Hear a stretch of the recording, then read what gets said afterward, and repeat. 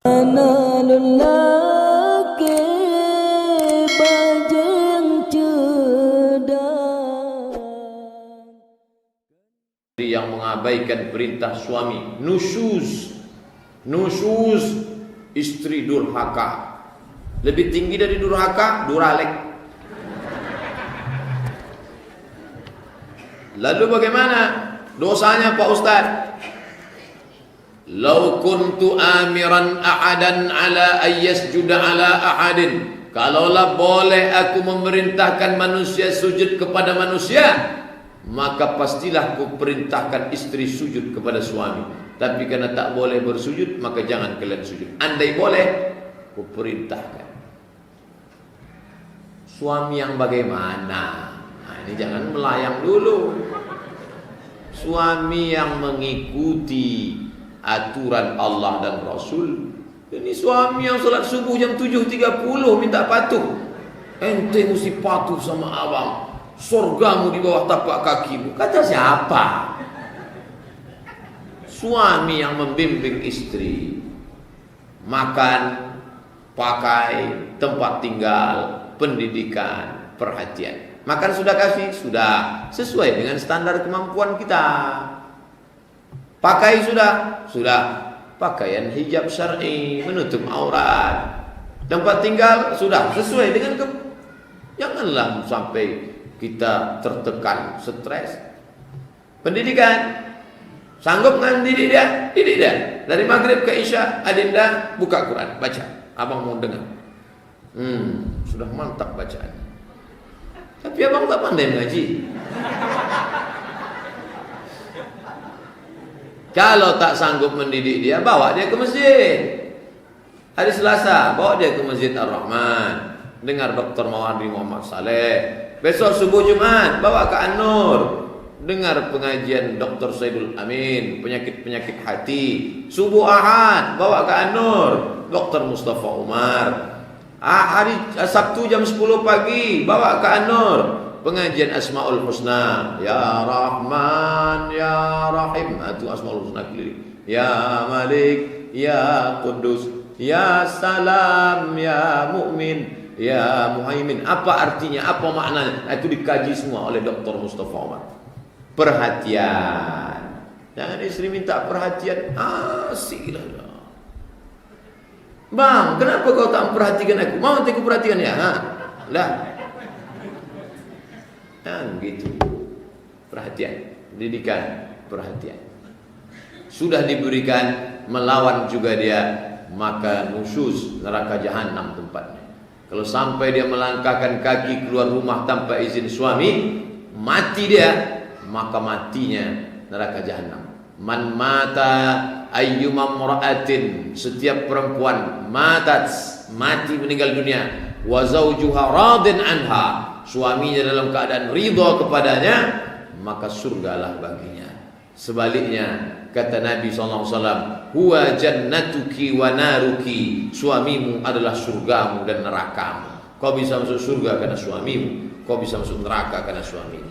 Tapi suami yang taat, suami yang mengingatkan bapak, mengingatkan ibu tentang puasa sudah diqadha apa belum, suami yang membangunkan ibu di tengah malam mengajak tahajud, suami yang memperhatikan aurat, kenapa tak pakai baju kurung, kenapa tak jilbab panjang. Begitu. Jadi bukan asal mengambil nama suami saja. Tolong ceritakan beberapa peristiwa yang dilihat Rasulullah di neraka ketika Mi'raj. Akibat dosa apa saja mereka? Saya sudah bahas Isra Mi'raj dari A sampai Z. Berapa lama? 2 jam setengah. Di Masjid Raudhatus Shalihin. Pakai Infocus. Malam itu saya azam, saya mau bahas dari A sampai Z. Saya minta masjid siapkan Infocus. Tinggal buka saja www.youtube.com Somad Isra Mi'raj, enter, download gratis, dengarkan sama anak istri, buat nonton bareng 2 jam setengah, kalah Real Madrid PS Barcelona. Di antara yang dilihatnya apa Pak Ustadz? Dilihat ada perempuan yang makan, laki-laki membuat memakan daging busuk. Daging bangkai saudaranya. Siapa ini Jibril? Mereka lah yang suka menceritakan aib saudaranya, tetangganya, kawannya, sahabatnya. Kalau ibu punya kawan suka menceritakan aib orang lain, waspadalah. Besok pagi ketika ibu tak ada, dia akan ceritakan aib ibu kepada orang lain. Kalau anak muda berjumpa dengan kawan, suka ngerumpi aib orang lain ke kita, ketika kita tak ada, maka kitalah yang akan dia ceritakan orang lain.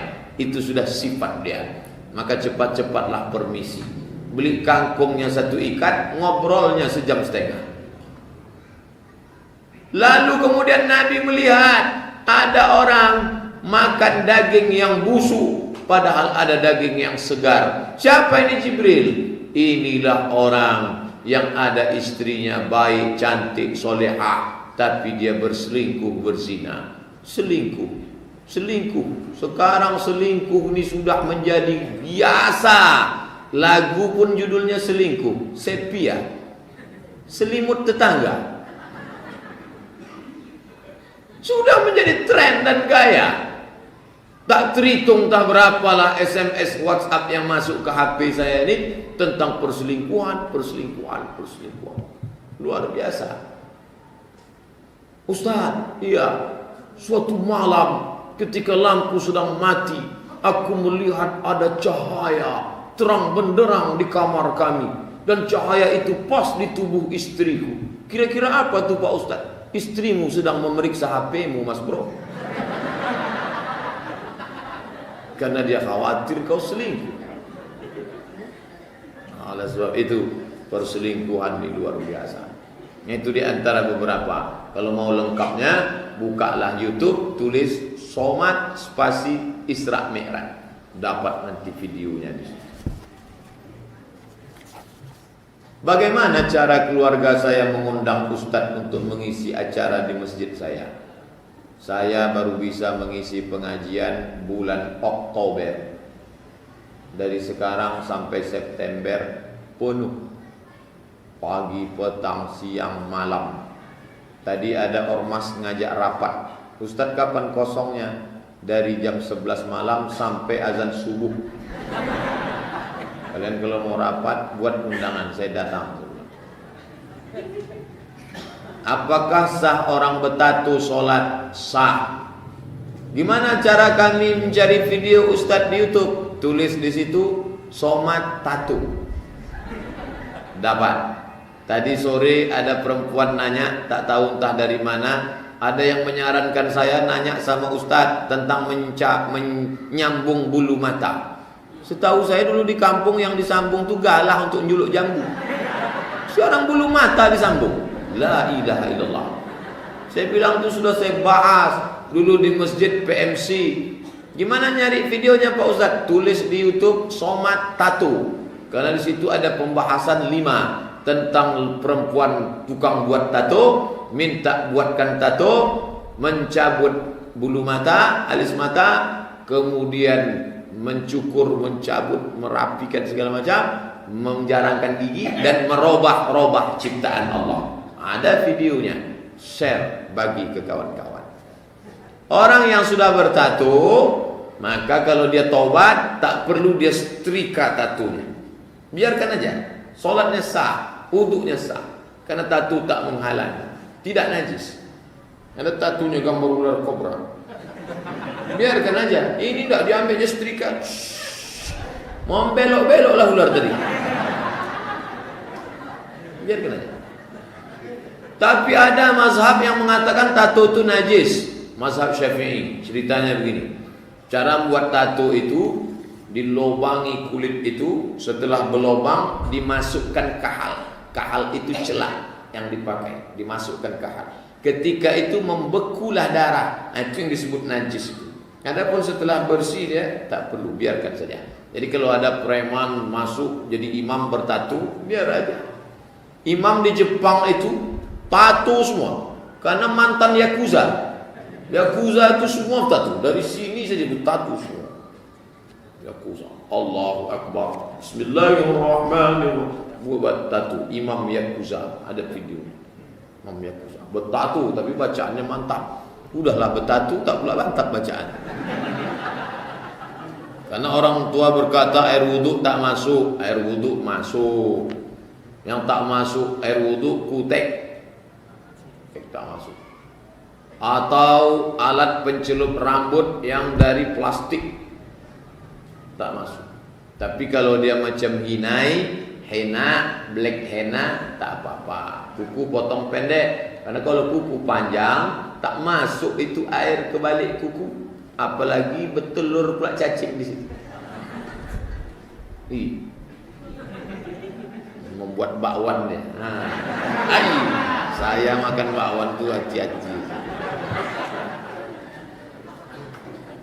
Pori-pori tangan tubuh, padahal niat hati saya ingin sholat dan tobat. Saudaraku yang sudah buat tato, kalian tobat saya, sholat diterima. Dengar videonya baik-baik. Kalau mau lengkapnya, somat tato enter.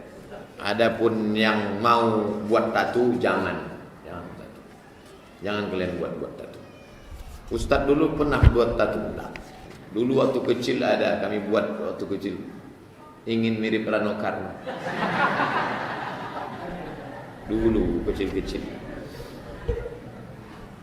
Bagaimana proses terjadinya Abu Bakar mendapatkan gelar As-Siddiq? Setelah Nabi Isra Mi'raj, diceritakan Nabi Abu Bakar, aku tadi malam naik ke Sidratul Muntaha, dari Mekah ke Masjidil Haram, dari Masjidil Haram ke Masjidil Aqsa, aku lihat banyak macam-macam. Kata Abu Bakar, sadaqta ya Rasulullah, engkau benar. Maka kata Nabi, ayyuhas siddiq, engkau adalah siddiq. Maka sahabat manggil dia Abu Bakrin Siddiq. Al-Khalifatul Awwal Abu Bakrin Siddiq radhiyallahu an. Nama aslinya Abdul Ka'bah. Abdul hamba Ka'bah, Abdul Ka'bah, hamba Ka'bah. Diganti Nabi namanya menjadi Abdullah. Nama ayahnya Abu Kuhafah. Nama lengkapnya Abdullah bin Abi Kuhafah. Umurnya lebih tua Nabi 2 tahun. Maka ketika Nabi meninggal 63, dia berumur 61. Dia jadi khalifah 2 tahun, pas meninggal macam umur Nabi 63 tahun. Itulah Sayyidina Abu Bakar Siddiq. Dalam Islam menurut Quran dan hadis, bagaimana kisah Masjidil Aqsa pada akhir zaman nanti? Di akhir zaman nanti, maka orang Yahudi sudah 5 juta orang mengisi Palestina itu. Sejak 1946 Inggris memberi dia ke Yahudi, Yahudi pun merebut. Bahkan Google sudah menghapus Palestina dari peta dunia. Dibuatnya situ Israel. Kadang kita benci tapi rindu juga sama Google. Maka kata dia tak ada lagi Palestina. Padahal PBB sudah mengakui Palestina.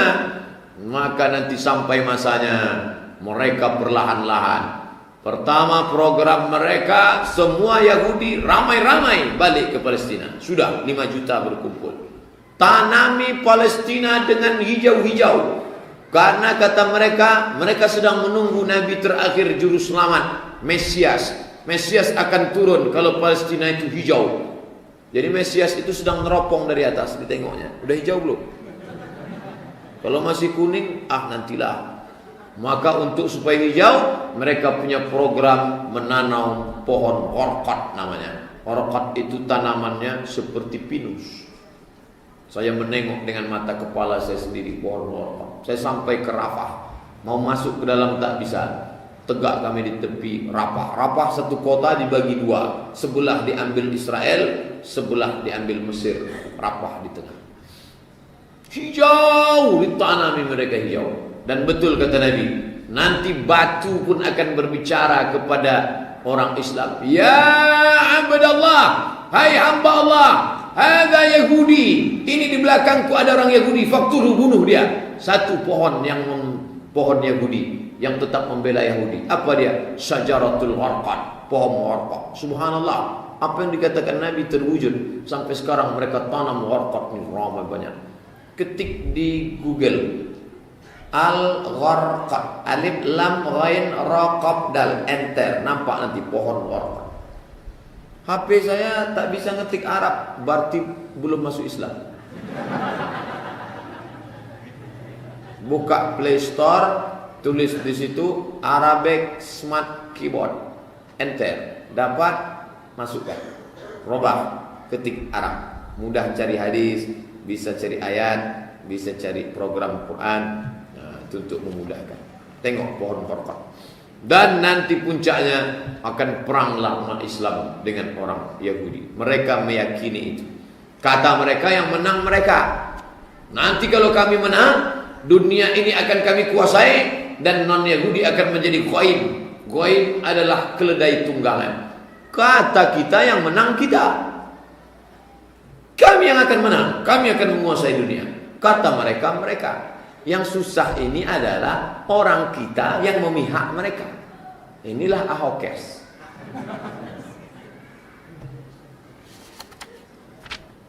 Bolehkah solat taubat dilaksanakan tiap waktu? Setiap waktu solat sunat taubat.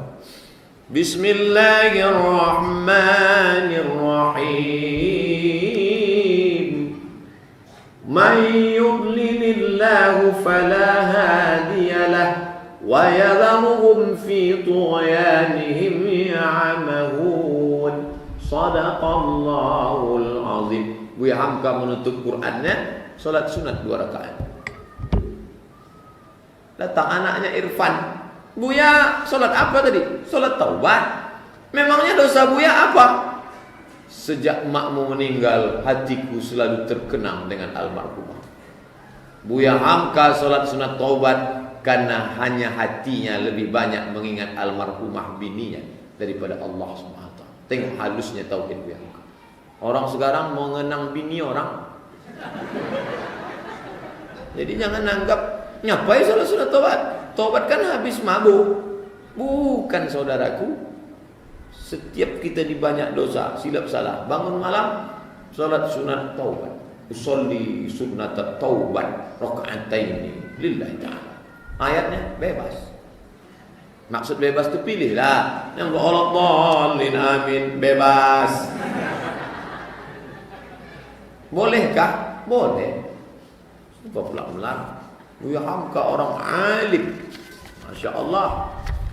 Apabila imam baca ayat seperti kumur-kumur, tak jelas makharajul huruf, panjang pendek, sehingga ada rasa gelisah dalam hati.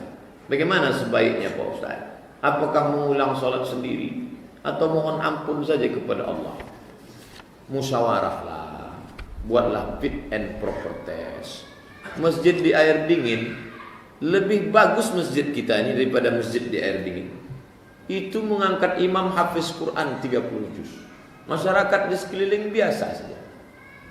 Masjid dekat rumah saya, itu imamnya dibuat mahasiswa UIN. Bacaannya bagus, 2 orang, ganti-gantian mereka. Ketua masjidnya siapa? Abdul Somad LC. Kalau bapak sholat dekat rumah saya, mereka jadi imam. Kenapa tak ustadz yang maju? Saya kalau habis ceramah suara saya hilang. Bismillah. Jangan kita juga maju. Tapi kalau saya datang cepat, mereka segan maju. Jadi gimana caranya? Saya pura-pura lambat. Setelah nampak saya mereka udah maju, baru saya datang. Karena kalau saya datang, mereka segan. Terus saya bilang, saya kalau datang suara saya ini tak keluar. Tapi kalau saya keluar saya imam. Jangan sampai orang berbisik. Bapak tu dah tahu sejelas suara tak keluar. So mantap. Mahasiswa tu saya suruh maju. Mahasiswa fakultas dakwah. Mantap suara. Bismillahirrahmanirrahim. Gitu. Disangkanya saya tak ada di belakang. Ada saya di belakang. Inilah. Jadi kadang kita ni tak tahu kita diri kita ini. Itulah perlunya. Halakam ru'un lam ya'rif qadrahu. Celaka orang yang tak tahu siapa jati dirinya. Saya ni ceramah, kadang pengajian 1,5 jam, tanya jawabnya 1,5 jam, 3 jam. Suara habis. Suara untuk ceramah sama suara baca ayat lain. Yang paham itu imam. Oleh sebab itu ada orang yang mungkin lebih muda dari kita, bacaannya lebih bagus, suaranya lebih lapang, silakan dia maju ke depan. Pak Ustadz, biasanya setiap akhir bulan para suami-suami hadir di rumah Allah. Ini gajian. Apakah uang gaji itu harus sepenuhnya diserahkan ke istri?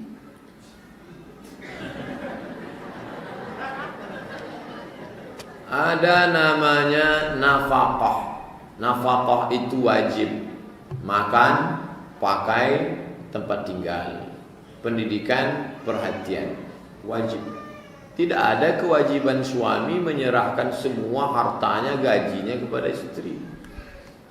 Jadi dia kasih nafkahnya, habis itu terserah dia lah. Cuman sekarang kan istri ini khawatir, nanti kalau abang itu terlalu banyak-banyak bercabang pikirannya Pak Ustaz. Jadi saya lah yang memegang. Itu musyawarah lah. Wa amruhum syura bainahum. Bang, tadi ada ketemu uang abang nih. Uang apa nih bang? Uang sial, kata dia. Kenapa sial? Udah kusembunyikan, kau dapat juga. Nah, ini ustaznya pengalaman pribadi nampaknya. Nah, itu wa amruhum, musyawarah lah dia. Tapi bahwa kewajiban semua itu kan tak ada. Jika saya tidak memberikan nafkah kepada istri saya, kan itu bunyi sigat ta'liq.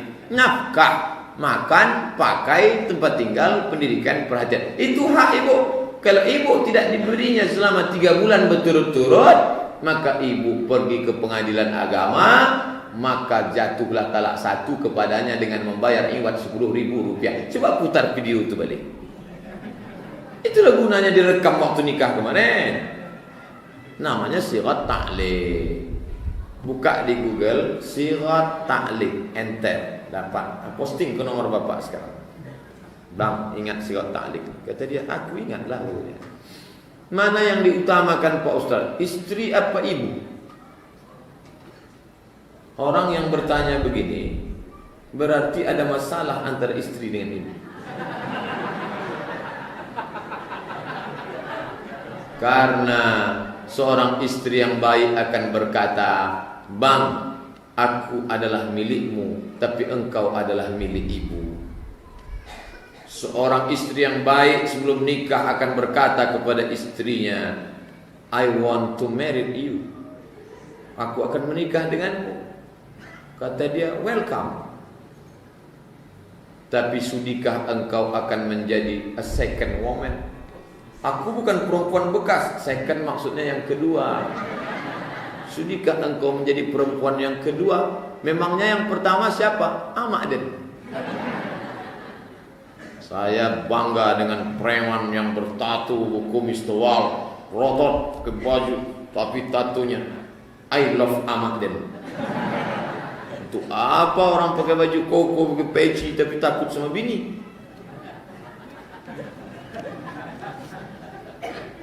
9 bulan 10 hari bang, kau menumpang di perutnya, meregang nyawa dia melahirkan engkau bang. Titik peluh keringat sehingga kau jadi orang sekarang menyekolahkan engkau. Maka kau lebih lama, 25 tahun barulah kau kenal dengan aku, kata istri solehah. Maka ibumu dulu, karena ummuka. Jadi kalau perempuan itu baik, tak akan dicemburukannya suaminya dengan abang aja terus. Oh, itu ciri-ciri tak baik.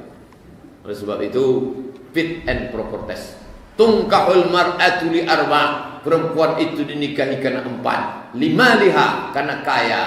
Wali hasabiha, karena raden, keturunan, syarifah, tengku. Wali jamaliha, karena cantik, minta ampun. Cantik istri saya, bukan cuma cantik, jadi cantik, wapi tenan. Tapi pandanglah karena agamanya. Fasfar bidzatid din, pandang agamanya. Taribat yadaka, kau akan selamat. Saudara-saudara, anak-anak muda yang belum menikah, maka kalian carilah yang ada 4-4-nya. Kalau tak dapat, pandang yang terakhir karena agamanya. Man talaba akhan bila aibin baqiya bila akhin. Siapa mencari kawan tak bercacat, seumur hidup tak akan berkawan. Mohon penjelasan Pak Ustaz agar suami-suami sekarang tak SSTI.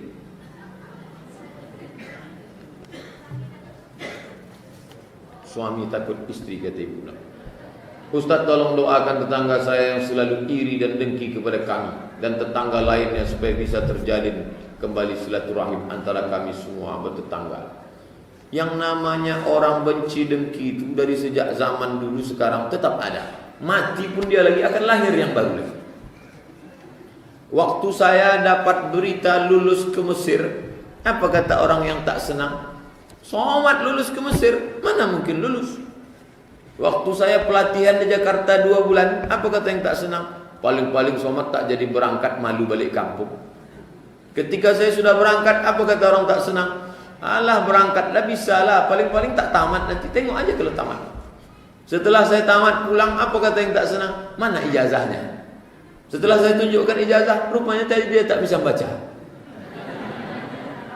Setelah sekarang saya ceramah, apa kata yang tak senang? Memang Somad itu sudah tamat Mesir, tapi macam-macam Wahabi nampak. Ridwan nas ghayatun la tudrak. Keinginan orang adalah sesuatu yang tak mungkin kita capai.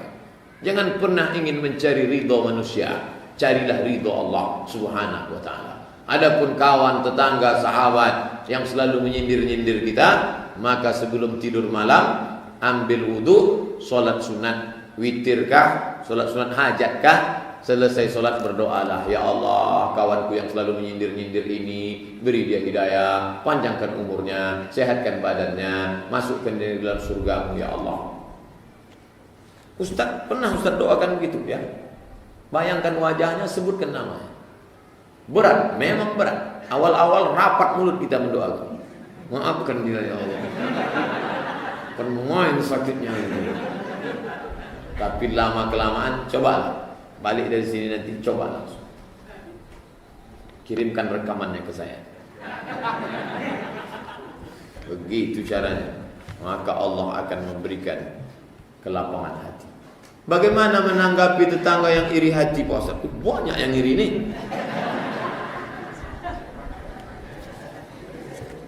Orang tidak akan berhasil sampai dia menemukan 3. Yang pertama, kawan yang iri. Yang kedua, musuh yang benci. Yang ketiga, keadaan, lingkungan, zaman, waktu yang tak menyenangkan. Kalau ada orang yang iri, ada kawan yang benci, ada yang tak menyenangkan, berarti kita masih hidup. Berarti kita masih hidup. Kalau semuanya sudah tak ada lagi, berarti kita sudah mati. Karena dunia ini adalah tempatnya hak dan batil. Tapi kita tetap menasehati, wa tawassaw bil haq wa tawassaw bis sabr, dan jangan lupa mendoakan. Bagaimana ketika meninggal dalam keadaan tak bersapa dengan tetangga? La yahillu li muslimin, tidak halal bagi seorang muslim an yahjura akhahu, mendiamkan saudaranya fauqa thalathi layalin, lebih dari 3 hari 3 malam. Saya sudah 2 hari setengah Pak Ustaz, segera kirim SMS. Itta'ala Allahu ala jami'i khalqihi lailatan nisfi min Sya'ban. Malam nisfu Sya'ban, 25 malam lagi.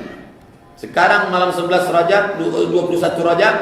Nanti malam 14, hari 14 Sya'ban, malam 15, malam nisfu Sya'ban. Hadisnya sahih, kata Syekh Albani. Ittala Allahu ala jami'i khalqihi, Allah mengampunkan semua makhluknya malam nisfu Sya'ban, illa, kecuali 2. Pertama, musyrik. Kedua, musyahid. Musyahid, orang yang belum berdamai.